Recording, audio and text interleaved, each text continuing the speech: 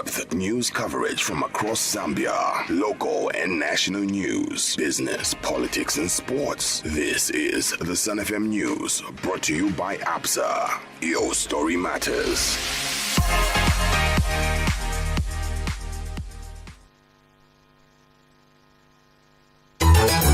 The news.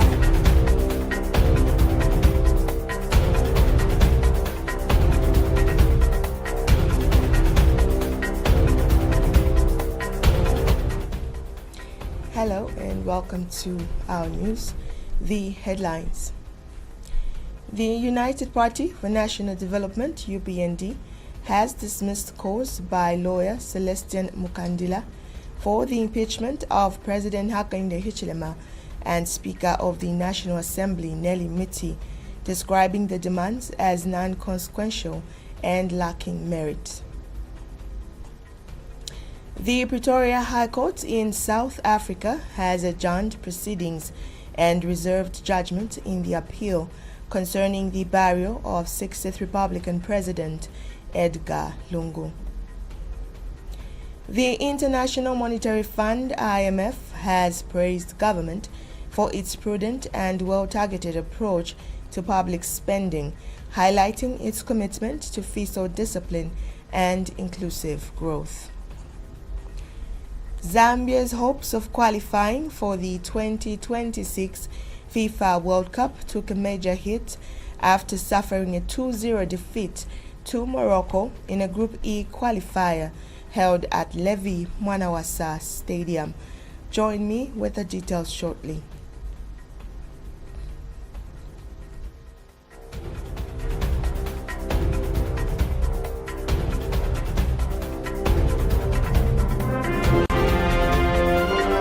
The news. 88.5 Sun FM. With the news, my name is Mwema Shanshima.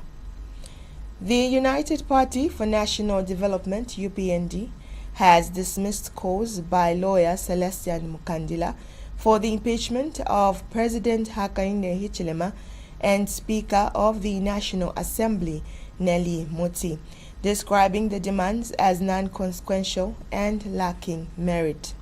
Speaking to Sun FM TV, UPND spokesperson Cornelius Mwitwa stated that the party would not entertain the matter, emphasizing that government cannot respond to every public statement, particularly those it considers unsubstantial. Mr. Mwitwa reaffirmed the UPND administration's commitment to upholding constitutional rights and the rule of law. He noted that under President Hichilema's leadership, Zambia has witnessed the restoration of democratic freedoms and the protection of fundamental rights for all citizens. For us as a party in government and also as a government, we shall not entertain the idea of responding to every statement issued by political busybodies. Let them enjoy their freedom of expression.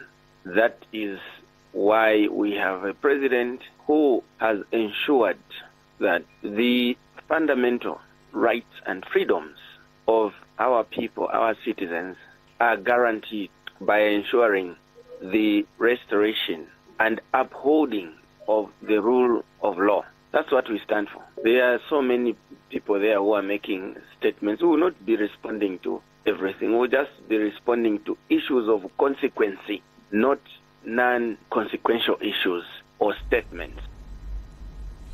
Speaking on Hot FM's breakfast show, Mr. Mukandila asserted that failure by lawmakers to act would constitute a betrayal of the Zambian people, who entrusted them with the solemn duty of upholding and defending the Constitution.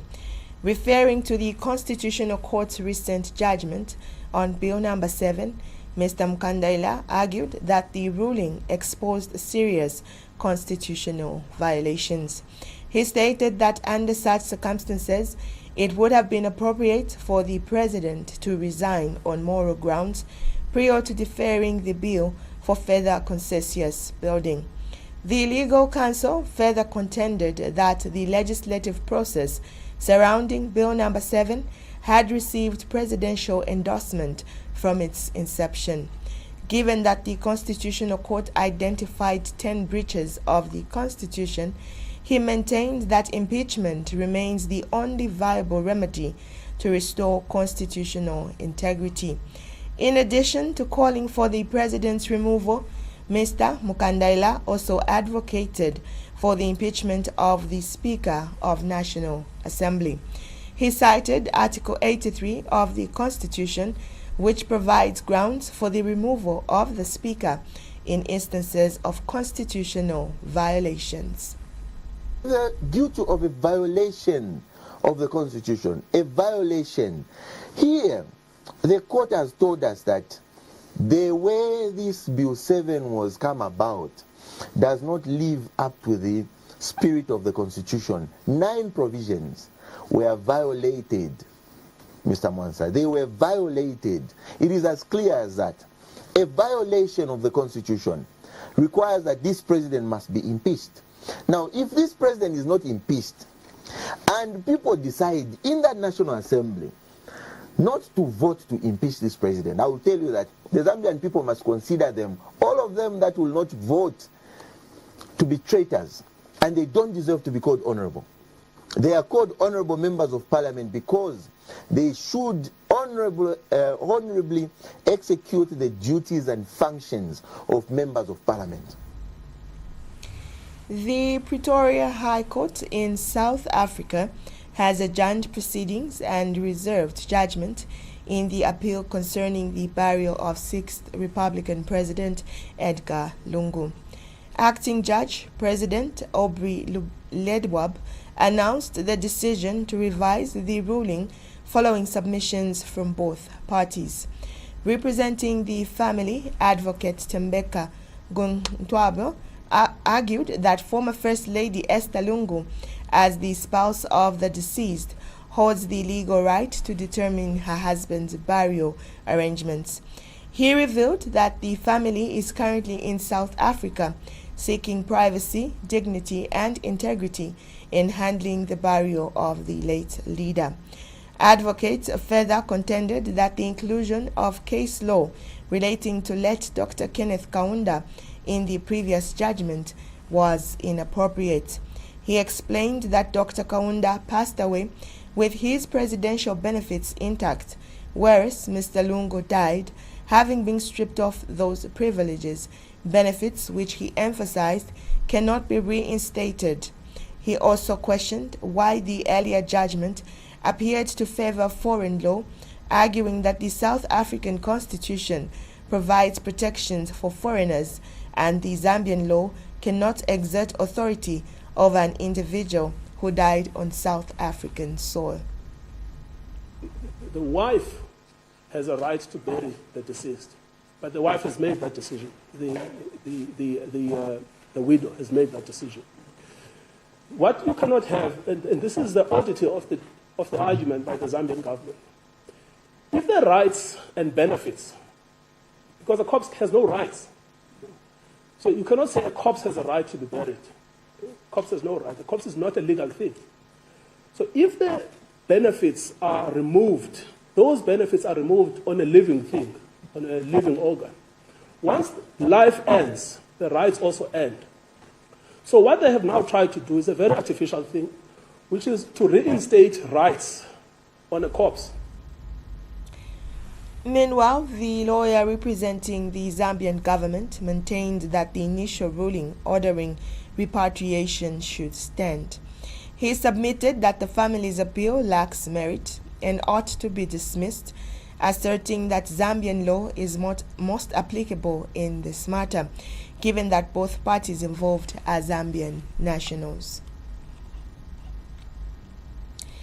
The International Monetary Fund has praised government for its prudent and well-targeted approach to public spending, highlighting its commitment to fiscal discipline and inclusive growth. Featuring on ZNBC's Sunday interview, Eric Lota, the IMF resident representative for Zambia, offered a positive assessment of the country's economic performance. He emphasized that government has successfully maintained a balanced expenditure framework, ensuring that resources are strategically directed toward key priority sectors. Mr. Lota noted that public spending has been effectively channeled into critical areas such as social protection, healthcare, education, and capital investment. This targeted allocation, he said, reflects Zambia's strong commitment to fostering inclusive development and improving the quality of life for its citizens. He further commended government for its steady progress in debt restructuring, describing the consensus reached with multiple stakeholders on revised terms as a significant milestone. According to Mr. Loiter, this development marks an important step toward restoring long-term debt sustainability and enhancing Zambia's macroeconomic stability. In addition, Mr. Loiter acknowledged notable improvements in transparency and accountability in public financial management. He stressed that these reforms are vital for building public trust, strengthening governance, and boosting investor confidence in Zambia's economic future. The IMF endorsement comes amid Zambia's ongoing efforts to consolidate its fiscal position and implement structural reforms under the extended credit facility arrangement. These measures are aimed at stretching macroeconomic stability, restoring debt sustainability, and promoting inclusive growth across the country. Disciplined spending, better targeted spending, while social spending was protected. In fact, social spending nearly doubled as a share of GDP. This was quite a remarkable reallocation from ineffective spending to the more targeted and more effective spending that Zambia needed, both in health, education, where you've seen the massive recruitment campaign in those sectors that is helping to build the human capital that Zambia needs, right? Mines and Minerals Development Minister Paul Kabuswe has called on large-scale mining companies to actively support the growth of artisanal and small-scale mining by providing appropriate equipment and resources to local miners. Speaking at the Artisanal and Small-Scale Mining Conference held at Mulungushi International Conference Center in Lusaka, Mr. Kabuswe emphasized that equipping artisanal miners would not only boost productivity but also improve safety standards across the sector. He encouraged artisanal miners to form partnerships with individuals or entities capable of supporting their operations, while stressing that such collaborations must receive prior approval from the ministry before any mining activity can commence. Mr. Kabuswe reaffirmed the government's commitment to promoting safe and legal mining practices.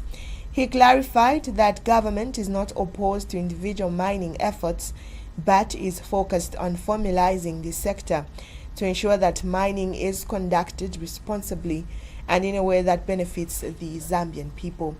He stated that government is not stopping anyone from mining, but wants it done safely, legally, and with fair pricing for minerals to maximize national benefit. But if you as a cooperative, you have an artisanal license, and you feel you can work with somebody who has the resources, they may not be Zambian, but they have the money. Government has introduced a deal with mining companies to consortium with our cooperatives to create what we talked about, the outgrower, but in copper. We call it maybe out mining. This outgrower is agriculture. So for mining, we call it out mining, isn't it? Where they mine on your behalf. I'm telling you, this will be a huge score. Meanwhile, Ministry of Mines and Minerals Development Permanent Secretary Dr. Hapenga Kapita revealed that the conference has drawn a delegation of approximately 500 participants, including foreign nationals. He noted that the event is expected to generate practical solutions to the challenges facing the artisanal mining sector. The conference themed Unlocking ASM Potential for Inclusive and Sustainable Development marks a significant step in the government's efforts to formalize and empower the ASM sector, which has long operated informally despite its vital role in rural economies.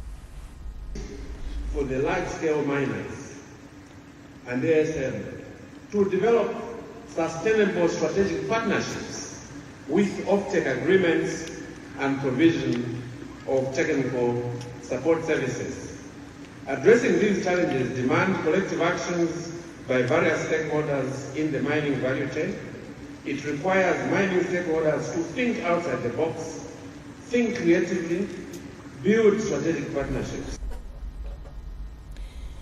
The British High Commissioner to Zambia, Rebecca Terzon, has reaffirmed the United Kingdom's commitment to supporting Zambia's copper production targets, emphasizing the importance of continued economic collaboration between the two nations. Speaking during a courtesy call on Copperbelt Minister Elisha Matambo, Ms. Terzon noted that economic development remains a shared priority for both governments. She highlighted the active presence of several UK mining companies operating in Zambia, contributing significantly to copper output, job creation, and revenue.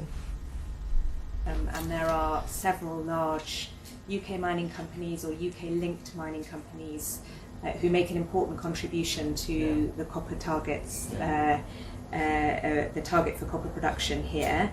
UK mining companies are very focused on responsible mining, so make an important contribution to taxes that are paid in the country and to employment of local communities. And that's an area that I think we can hope to continue to see that partnership grow. We're also very interested in the contribution that copper makes to the global green energy transition. There's also an important green energy angle, given that copper is such an important transition mineral. In response, Copperbelt Minister Elisha Matambo praised the strong partnership between the UK and Zambia, describing it as a catalyst for transformative economic growth. He underscored the Copperbelt province's strategic role in driving Zambia's economy thanks to its abundant mineral resources. Mr. Matambo expressed optimism that the collaboration will help Zambia achieve its ambitious goal of increasing copper production to 3 million metric tons by 2032, a target aligned with the country's broader development agenda. Child can also have a chance to learn. The mining sector is back to life. Mines like Mopane, KCM, which are almost closing, 28 Shaft, which was closed 23 years ago, Mingomba project, I'm sure. In short, the entire mining sector is back to life under President Hakainde. We had very bad roads around the province, because all these things we are talking about, without road network, good road network, we can't achieve them. Copperbelt Minister Elisha Matambo has reaffirmed government's commitment to quality, timely delivery, and cost effectiveness in all infrastructure projects, emphasizing that these benchmarks are non-negotiable under President Hakainde Hichilema's leadership. Speaking during a road inspection in Luansha, Mr. Matambo stated that contractors must strictly adhere to the standards set by the government, noting that no project will be commissioned unless it meets the required criteria. He revealed that President Hichilema has approved an additional 20 kilometers of roadworks for Luansha, building on earlier infrastructure developments aimed at improving connectivity and boosting local economic activity. Mr. Matambo highlighted the strategic importance of a robust road network in the Copperbelt province, where mining operations have been revitalized and manufacturing industries are scaling up production. He stressed that improved infrastructure is essential to unlocking the region's full economic potential and ensuring long-term growth. He promised they'll come and fix this road. They used to say, no, don't vote for that one. Akalete ngombe mutauni, ngombe ishi. Balangeni ngombe ishi. Bako iwo babone ngombe ishi. Ngombe sha mutauni balela ndapo ishi. Kwanye miseo. Copperbelt Minister Elisha Matambo was in Luansha touring ongoing road construction projects in the district. He emphasized that a well-developed road network is essential for driving economic transformation, not only for the Copperbelt province, but for Zambia as a whole. Following the inspection, Mr. Matambo expressed satisfaction with the quality of work, stating that it aligns with the presidential directive on infrastructure standards. Luansha is back to life. So 2026 is coming. The Bible says you know them by their fruits. The fruits of President Hakainde Hichilema are these roads. The opening of 28 shafts. Several projects which have been done. From what I've seen, the quality is good. I'm sure you've seen I was measuring there to see if the thickness is really 40 centimeters. I've seen. The quality is good. I think it will stand test of time. Yes. Yeah. So, and then the contractor is moving at the speed according to the vision of President Hakainde Hichilema. Luansha District Commissioner Paul Malele and Mayor Charles Mulenga voiced confidence in the contractor's performance and pledged continued support to ensure the project's successful completion. The President has promised he has targeted to produce about 3 million metric tons of copper. And that copper needs to be driven on these good road networks. I think we, as a government, we are ready. We have laid out the road network so far, so we are very comfortable. Luansha is a new Luansha, and it has changed, and it will continue changing because the president is focused. And we have worked well with the Honorable Minister here on the Copperbelt. Rune Member of Parliament George Chibuye urged road users to adhere to the traffic regulations once the road is completed, stressing the importance of safety and responsible usage. Users of this road should not be excited to an extent of driving carelessly and as such of speeding and in the end causing accidents. We need those votes next year, so we want this road to serve us with the purpose it's intended to. Speeding, carelessly driving, please let us not go that route. Local residents expressed gratitude for the significant infrastructure improvements in Luansha, saying they feel honored by the government's commitment to development in their area.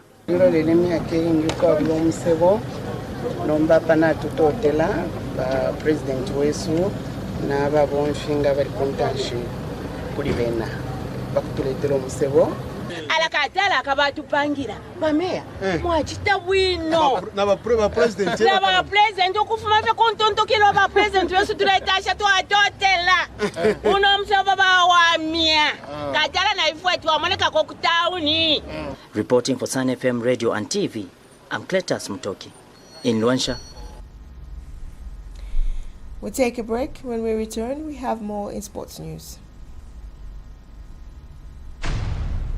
La Zambia, you did it! The ABSA Marathon is officially sold out. 7,000 elite and social runners from Zambia and beyond are ready to tell their story on the 6th of September. But this race is bigger than just running. Together with World Vision, we're fighting menstrual poverty to keep thousands of girls in schools. Visit absamarathonzambia.co.zm and click on the Mzinga World Vision Challenge. Your story matters. ABSA.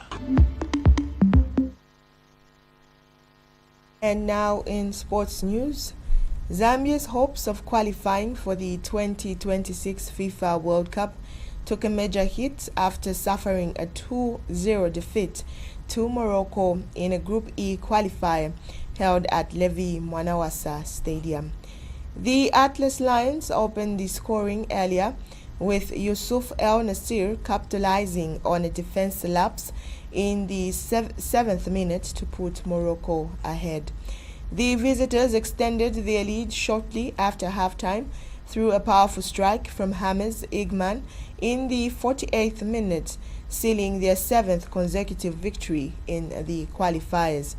Chipolopolo struggled to gain momentum throughout the match, with limited attacking opportunities and midfield control largely dominated by the Moroccan side.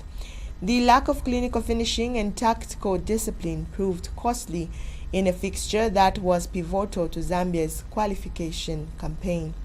With this result, Morocco remains unbeaten and firmly atop Group E with 21 points, virtually securing their place in the next round of qualifiers. Zambia, meanwhile, remains on 6 points, tied with Niger, and trails second-placed Tanzania, who sit on 10 points. With only 2 matches remaining, Zambia can reach a maximum of 12 points. However, that total may fall short of the threshold required to qualify directly or as one of the top 4 runners-up across the 9 CAF groups. Their defeat leaves Chipolopolo facing an uphill battle, with their remaining fixtures now carrying must-win stakes if they are to keep their World Cup dream alive. And on that sporting item ends our news, but before we go, a recap of the stories making headlines once again. The United Party for National Development has dismissed calls by lawyer Celestian Mukandaila for the impeachment of President Hakainde Hichilema and Speaker of the National Assembly Nelly Muti, describing the demands as non-consequential and lacking merit. The Pretoria High Court in South Africa has adjourned proceedings and reserved judgment in the appeal concerning the burial of 60th Republican President Edgar Lungu. The International Monetary Fund, IMF, has praised government for its prudent and well-targeted approach to public spending, highlighting its commitment to fiscal discipline and inclusive growth. And finally, in sports news, Zambia's hopes of qualifying for the 2026 FIFA World Cup took a major hit after suffering a 2-0 defeat to Morocco in a Group E qualifier held at Levi Mwanawasa Stadium. Thank you for joining us. Thank you for watching and listening. On behalf of the entire news crew and production team, my name is Mwema Shanshima. Stay tuned to Sun FM TV and radio. God bless.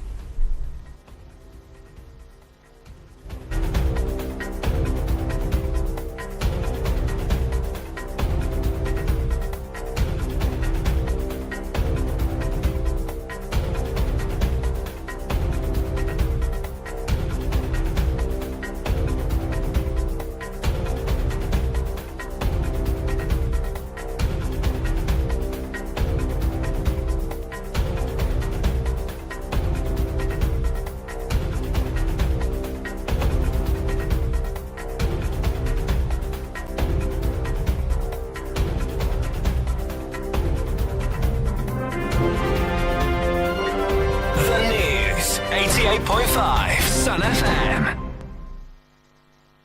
A comprehensive coverage of local and national news, business, politics, and sports. The Sun FM News was brought to you by